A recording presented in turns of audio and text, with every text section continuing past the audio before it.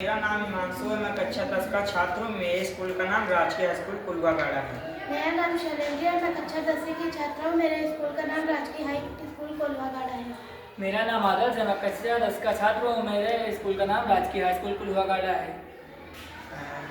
प्रायः हम लोग देखते हैं कि हमारे घरों के आसपास कारखानों में यूज किए जाने वाले कपड़े, पार्टी में जाने वाले कपड़े अलग होते हैं और घर में पहनने वाले अलग होते हैं।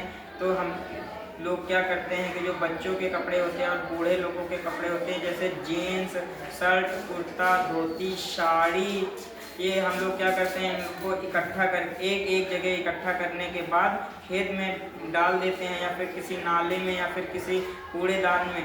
खेत में डालने से क्या होता है कि यदि हम उनको कपड़ों को खेत में डाल देते हैं तो हम किसान अपने खेत जोतने के लिए जाता है तो हर सही से न लग जाने के कारण खेत की जुताई अच्छे से नहीं हो पाती है। या हल से कराए या ट्रैक्टर से या बैलों से कराए, और क्या होता है कि सही से जुत जाने के कारण उसमें बीज डालता है तो कुछ बीज कपड़ों के नीचे चले जाते हैं और वो बीज सही से नहीं जग पाते हैं।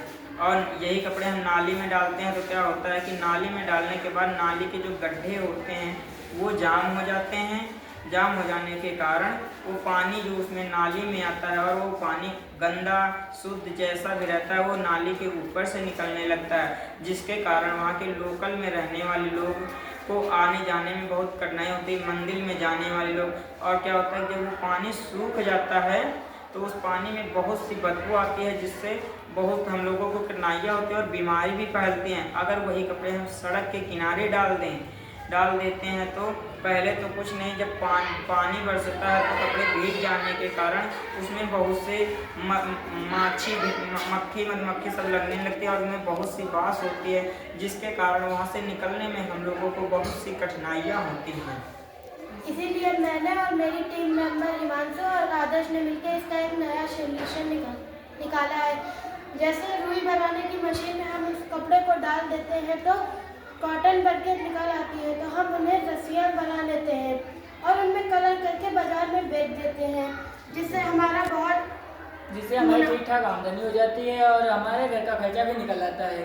या हम ये न करें और उनको किसी तकिया या किसी गद्दे में भर के हम अपने यूज में उसको रियूज कर लेते हैं, और इससे कहीं नालों में या कोई गंदगी भी नहीं होती है और हमारे यूज में जो हमारे कपड़े होते हैं हमारे यूज में वह पुनः आ जाते हैं। इससे ना खेतों जुताई में दिक्कत और ना ही कि कोई भी नालों वालों में दिक्कत होती है। और यह है इसी प्रकार खेतों में नहीं दिक्कत होती, ना ही नालों में दिक्कत होती है। इस प्रकार उस कपड़ों को हम लोग इकट्ठा करके अगर चाहे तो उसे रुई बनाने वाली मशीन में डालकर खूब सारा उसे धागा रेशमी निकाल कर उनकी रस्सी बनवा के तरह तरह की रस्सी रंग करके उसमें बढ़िया से उनको बाजार में बेच सकते हैं, जिससे वो रस्सी गाय बांधने के काम या जानवर किसी भी काम में आ सकती हैं। और उसी कारण हम लोगों का छोटा सा धंधा भी होने लगता है, जिससे हमारे घर का खर्चा अच्छे से चलने लगता है। हमारे बेकार हुए कपड़े हमारी यूज में आ जाते हैं और उससे हमारी छोटी मोटी कमाई भी हो जाती है। और